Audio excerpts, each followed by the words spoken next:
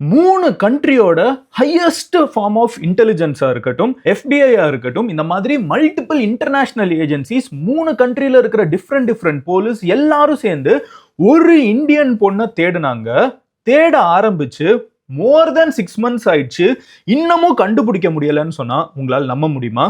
இன்னைக்கு வீடியோல நம்ம பேச போறது சுதிக்ஷா அப்படின்னு சொல்லப்படக்கூடிய ஒரு 20 வயசு இந்திய பெண் வந்து காணாம போயிருக்காங்க. அவங்களை தேடுறதுக்கு உலகத்தோட one of the biggest search operations வந்து நடந்துட்டு இருக்குன்னு கூட சொல்லலாம். இன்னமும் சில பேர் தேடிட்டு இருக்காங்க. ஆனா இந்த பொண்ணு எங்க போனாங்க, என்னானாங்க, மாயமா மறைஞ்சிருக்காங்க, என்ன ஆச்சுன்னு யாருக்குமே தெரியாது.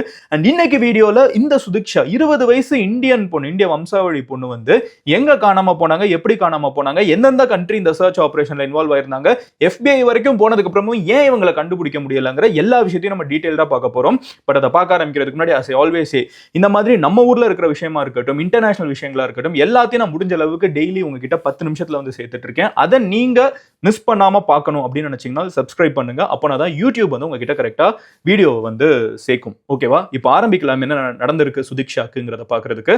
ஹலோ எவ்ரிவான், நான் Madan Gowri and hello my dear MG squad.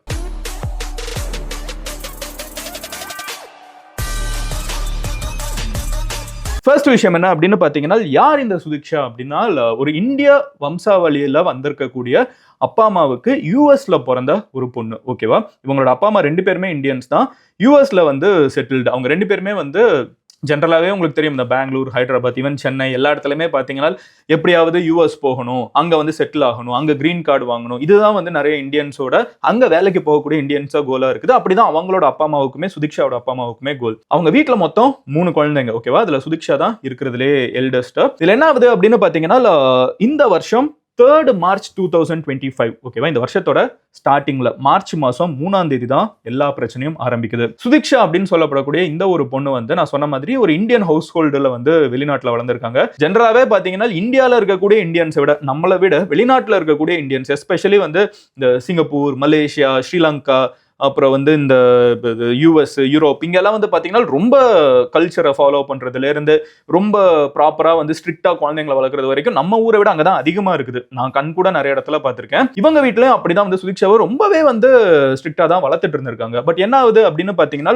ஒரு 20 வயசு ஆகுறப்போ அவங்க வந்து ப்ரீ மெட் கோர்ஸ் வந்து படிக்க போகிறாங்க. ஸோ ஒரு டாக்டர் ஆகிறதுக்கான ஸ்டார்டிங் ஸ்டேஜ்னு வச்சுக்கோங்களேன். ஸோ இந்த ஒரு ப்ராசஸை வந்து அவங்க ஆரம்பிக்கிறப்போ ரொம்ப ஹெக்டிக்காக இருக்க போகுது. டாக்டர்ஸ் USA இருக்கட்டும், சரி இந்தியாவா இருக்கட்டும், சரி ரஷ்யாவா இருக்கட்டும், உக்ரைனா இருக்கட்டும், எங்கனாலும் மெடிசன் படிக்கிறது ரொம்ப கஷ்டம். கரெக்டா?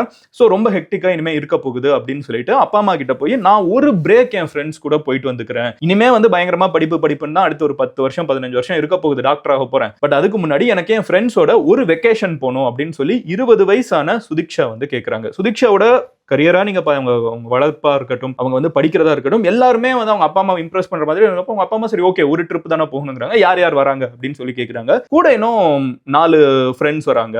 4 பேருமே பொண்ணுங்க. சோ ஒரு இந்தியன் அப்பா அம்மாவோட மென்டாலிட்டியில ஓகே இந்த ட்ரிப் போகட்டும் அப்படிங்கறது வந்து அவங்க வீட்டுல ஒத்துக்கிறாங்க. சோ 5 பொண்ணுங்க. ஓகேவா? சுதிக்ஷாவோட இருக்கு. மீதி 4 பேருமே வந்து அமெரிக்கால இருக்கக்கூடிய அவங்களோட ஃப்ரெண்ட்ஸ் தான். சோ இந்த 5 பேரும் என்ன பண்றாங்கன்னு பாத்தீங்கன்னா, டொமினிக்கன் ரிப்பப்ளிக் அப்படிங்கிற இந்த ஒரு நாட்டுக்கு வந்து ட்ரிப் போறாங்க 20 வயசுல. அது எதோட கம்பேர் பண்ணலாம்னு பாத்தீங்கன்னா, நம்ம ஊர்ல வந்து இந்த பேங்காக் ட்ரிப் வந்து இந்த இப்போ ஒரு காலத்துல வந்து ஆபீஸ்ல போயிட்டு இருந்தாங்க. இப்ப நிறைய பேர் காலேஜ்லயே வந்து காசு சேர்த்து வச்சுட்டு நான் பேங்காக் போயிட்டு வரேன், கோவா போயிட்டு வரேன் இதெல்லாம் சொல்றாங்கல்ல. அந்த மாதிரி யூஎஸ்ல இந்த டொமினிக்கன் ரிப்பப்ளிக்ங்கிறது அவங்க ஊர்ல இருக்கக்கூடிய ஒரு பார்ட்டி டவுன் மாதிரி வச்சுக்கோங்களேன். ஒரு பீச் சைடு ரிலாக்ஸ்டா அந்த மாதிரி போயிட்டு வரக்கூடிய ஒரு ட்ரிப். ரொம்ப இன்ஸ்டாகிராமபிளா இருக்கும். போட்டோஸ்லாம் அவ்வளவு அழகா எடுக்கலாம். அங்க போகணுங்கிறாங்க. 5 பொண்ணுங்க கிளம்பி போறாங்க. போன இடத்துல மார்ச் 3 இருக்கட்டும், மார்ச் 4 இருக்கட்டும், 5 இருக்கட்டும், எல்லாமே ஃபன் தான். ஓகே, ஃபர்ஸ்ட் 3 days வந்து செம்மையா ஜாலியா இருக்காங்க. 5 பேர் எங்க போனாலும் ஒன்னாவே சுத்திட்டு இருக்காங்க.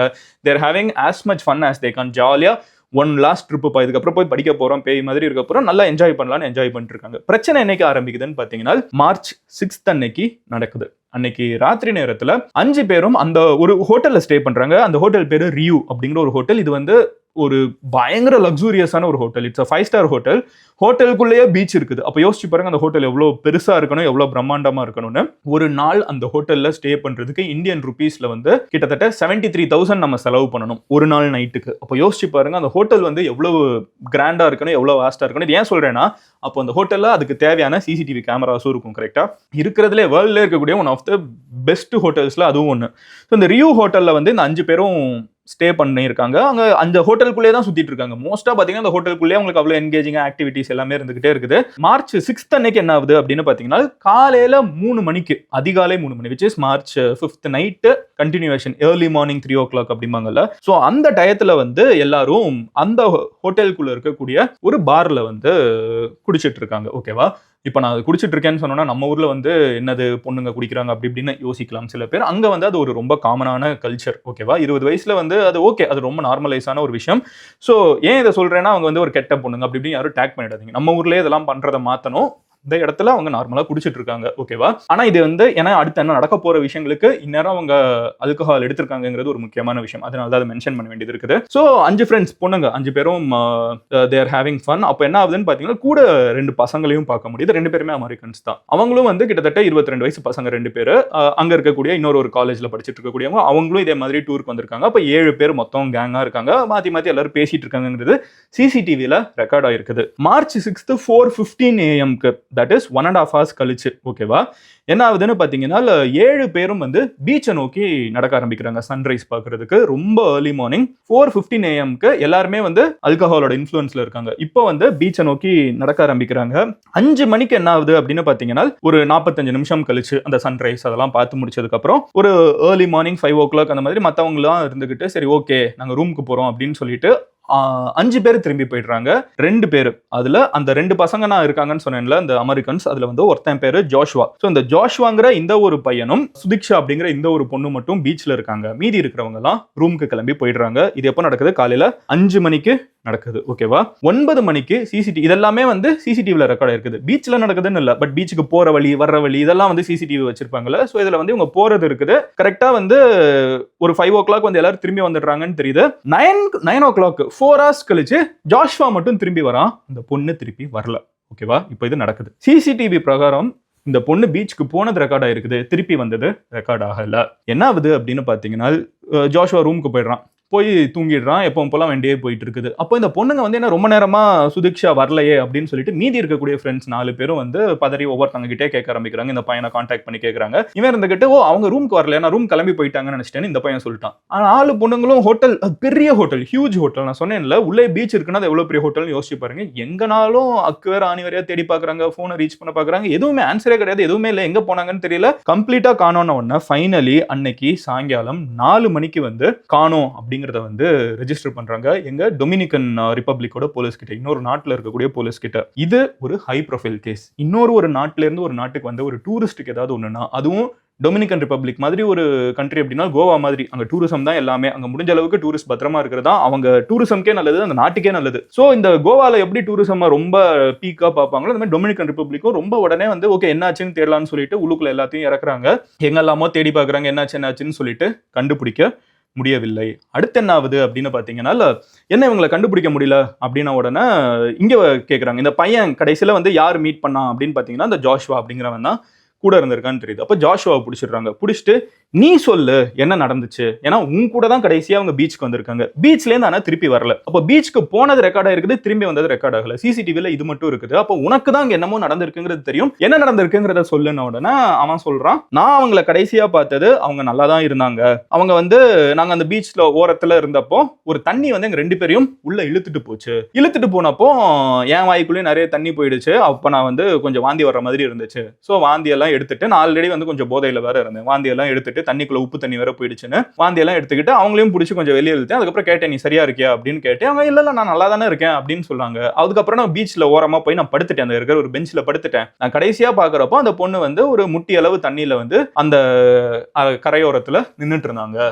அந்த அலைக்கு நடுவில் நின்றுட்டு இருந்தாங்க. அதுக்கப்புறம் கொஞ்ச நேரம் கழிச்சு எந்திரிச்சு பார்த்தேன், கூப்பிட்டு பார்த்தேன், எங்க இருக்கேன்னு கேட்டு பார்த்தேன். அந்த பொண்ணு ரிப்ளை பண்ணல. ஸோ நான் நினைச்சிட்டேன் கிளம்பி ரூமுக்கு போயிட்டாங்க போலன்னு நினைச்சிட்டு நான் அங்கேயே தூங்கிட்டேன். 4 மணி நேரம் கழிச்சு எந்திரிச்சு நான் மறுபடியும் ரூமுக்கு வந்துட்டேன். இதுதான் எனக்கு தெரியும், இதை தாண்டி எனக்கு வேற எதுவும் தெரியாது அப்படின்னு சொல்லிட்டான். இவன் எப்படி சொன்னவொன்னு என்ன ஆகுதுன்னு பாத்தீங்கன்னா இருந்தாலும் அவன் மேல சந்தேகம். எப்படி ஒருத்தங்க ஏன்னா அப்படி ஒருவேளை காணாம போயிருந்தாங்கன்னா ஏதாவது வந்து அதுக்கப்புறம் நம்மளுக்கு தடயம் இருக்கணும்ல, அப்படி எதுவுமே இல்லை, காணோம், அப்படியே காணோம். மறுபடியும் வந்து கரை ஒதுங்கணும்ல, எதுவுமே இல்லை, நத்திங், அப்படியே காணோம். என்னடா இது அப்படின்னு சொல்லிட்டு இவனையும் வந்து 1 வாரத்துக்கு அங்கேயே டொமினிகன் போலீஸ் வந்து அங்கேயே ஹோல்டு பண்றாங்க. அவனும் அமெரிக்கன், அவன் மேல ஈஸியாவோ எதுவும் ஆக்ஷனும் எடுக்க முடியாது. அவனை ஹோல்ட், ஏன்னா இன்னொரு நாடு, அண்ட் அமெரிக்கா ரொம்ப பவர்ஃபுல்லான ஒரு கண்ட்ரி, ஓகேவா.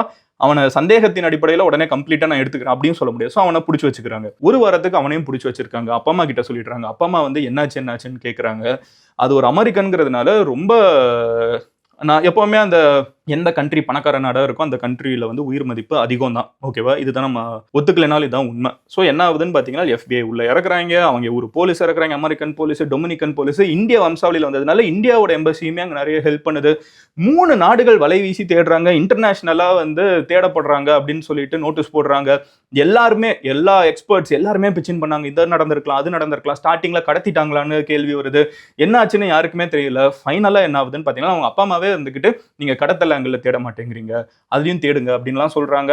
பட் நாளாக என்ன ஆகுதுன்னு பார்த்தீங்கன்னா, சில விஷயங்கள் தெரிய வருது. இந்த இடத்துல அலைகள் வந்து கொஞ்சம் ஸ்ட்ராங்கா இருக்கும் அப்படின்னு ஒன்று தெரிய வருது. இதுக்கு முன்னாடி கொஞ்சம் மாசத்துக்கு முன்னாடியே பார்த்தீங்கன்னா 4 டூரிஸ்ட் இதே மாதிரி உள்ளுக்குள்ள வந்து அடிச்சுட்டு போயிருக்காங்கிறதுனால ஒருவேளை அவங்க அடித்து செல்லப்பட்டிருக்கலாம்ங்கிற ஒரு தியரி வந்து ரொம்ப ஸ்ட்ராங்கா எல்லாருனாலையும் ப்ரொபோஸ் பண்ணப்படுது. 12 டேஸ் கழிச்சு, 2 வாரம் கழிச்சு அவங்க அப்பா அம்மா வந்து எங்களுக்கு வந்து ஒரு க்ளோஷர் வேணும், எங்களுக்கு ஒரு முடிவு வேணும், என்ன ஆச்சுன்னே தெரியாம, ஏன்னா நல்லா இருக்கிற பொண்ணு டாக்டர் ஆக போறாங்க, நாங்க வளர்த்துருக்கோம், பார்த்து வளர்த்துருக்கோம், திடீர்னு ஒரு நாள் காணோம், என்னாச்சு, ஏதாவது ஒன்று நடந்துச்சுன்னு தெரிஞ்சா பரவாயில்ல, என்ன நடந்துச்சுன்னே தெரியாம, ஒரு முடிவே இல்லாம, அது என்ன சொல்றதுனே தெரியாம அப்படியே ஒரு மாதிரி ஓப்பனா விட்டுட்டு போறது இருக்குல்ல, அது எங்களால ஹேண்டில் பண்ண முடியல. அதனால எல்லாரும் சொல்ற மாதிரி அவங்க தண்ணிக்குள்ளேயே போயிட்டாங்கிறத நாங்க ஏத்துக்கிறோம், அதை முடிச்சு விட்டுருங்க இந்த கேஸை, எங்களுக்கு இன்னும் 2 குழந்தைங்க இருக்குது, நாங்க வளர்க்கணும் அப்படிங்கிறாங்க. ஆனா இப்ப டொமினிக்கன் போலீஸ் என்ன சொல்றாங்கன்னா, எங்க நாட்டு சட்டம் அதுக்கு அலோவ் பண்ணல. ஒருத்தங்க அப்படி காணோம்னா அதுக்கு அட்லீஸ்ட் நம்ம 4 வருஷம் வெயிட் பண்ணணும். அதுக்கும் அப்புறம் வந்து அவங்க உடலை பார்த்தா மட்டும்தான் அவங்க வந்து எல்லாம் முடிஞ்சுன்னு சொல்ல முடியும். அப்படி எந்த இதுவுமே இல்லாம நாங்க தேடிட்டே தான் இருப்போம் அப்படின்னு சொல்லிட்டு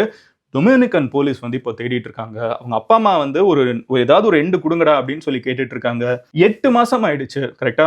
March, April, May, June, July, August, September, October, November, 8 months ஆயிடுச்சு. இன்னமும் இந்த பொண்ணை 3 நாட்டோட போலீஸ் தேடிட்டு இருக்காங்க, 3 நாட்டோட இன்டெலிஜென்ஸ் தேடிட்டு இருக்குது. அதுவும் டொமினிக்கன் போலீஸ் வந்து ரொம்ப சீரியஸா தேடிட்டு இருக்காங்க. ஆனா என்னன்னாங்கன்னு யாருக்குமே தெரியல. இதுதான் சுதீக்ஷாவோட கேஸ். எனக்கு இந்த நடந்தப்பமே நிறைய பேர் எனக்கு மெசேஜ் யூஎஸ்ல இருந்து பண்ணி மதன் இதை பத்தி பேசுன்னு சொல்லிட்டு இருந்தாங்க. நான் என்ன நினைச்சேன்னா, சரி கொஞ்ச நாள் இது சரியாயிடும், நம்ம அதோட சேர்த்து பேசலாம், இப்படிதான் கண்டுபிடிச்சாங்கன்னு பார்த்தா 8 மாசம் ஆயிடுச்சு, இன்னமும் என்னன்னாங்கன்னு தெரியல. நிறைய மிஸ்ட்ரி கேசஸ் நம்ம பார்த்திருக்கோம். அப்போ வந்து முடியறப்ப இதான் நடந்துச்சுன்னு சொல்லுவோம். பட் இது என்ன நடந்துச்சுன்னே தெரியாம இருக்கிறது வந்து நம்மளுக்கே எவ்வளவு குடைச்சலா இருக்குது. ஒரு மாதிரி என்னடா ஒரு க்ளோஷரே இல்லாம இருக்குதுன்னு யோசிச்சோம்னா, அவங்க அப்பா அம்மாக்கு எப்படி இருக்கணும்னு யோசிச்சு பாருங்க, அந்த பொண்ணுக்கு என்ன நடந்திருக்கணும்னு யோசிச்சு பாருங்க. கம்ப்ளீட்டா மர்மமா மட்டுமே இருக்குது. இதுதான் யூஎஸ்ல நடந்த இந்த சுதீக்ஷாவோட இந்த வருஷத்தோட அதிகமா பேசப்பட்ட, நீங்க சும்மா யூடியூப்ல தேடினீங்கனாலே அத்தனை கமெண்ட்ஸ், எல்லாம் வெள்ளைக்காரங்க, பிளாக்ஸ், இந்த சைனீஸ்ன்னு சொல்லிட்டு எல்லா நாட்டவரும் வந்து அமெரிக்காவில் இருக்கிறவங்களும் வந்து இந்த பொண்ணை எப்படியாவது காப்பாற்றிடணும்னு அவ்வளோ வேண்டுதலை வச்சுட்டு இருக்காங்க. பட் இன்னமும் கண்டுபிடிக்க முடியாத நிலைமையிலே போயிட்டு இருக்குது. ஒருவேளை நீங்க இதெல்லாம் கேட்டு இதை மாதிரி ஆல்ரெடி ஏதாவது உங்களுக்கு பார்த்து ஏதாவது ஸ்ட்ரைக் ஆச்சுன்னா என்ன நடந்திருக்கலாம்னு நீங்க நினைக்கிறீங்க, அதை கமெண்ட்ல சொல்லுங்க. நாளைக்கு இன்னொரு வீடியோவில் பார்க்குறேன். வேற ஏதாவது டாபிக் நான் இந்த மாதிரி பேசணும்னு நினைச்சேனாலும் அதை சொல்லுங்க. அட் த சேம் டைம் இதை பார்த்துட்டு இருக்கிற நிறைய யங்ஸ்டர்ஸ்க்கு எல்லா ஃபன்னும் தேவை, பட் கொஞ்சம் பத்திரமா இருந்துக்கோங்க. அது என்னோட தாழ்மையான request. I'll see you. Love you all. Take care. Bye. Cheers and cheese.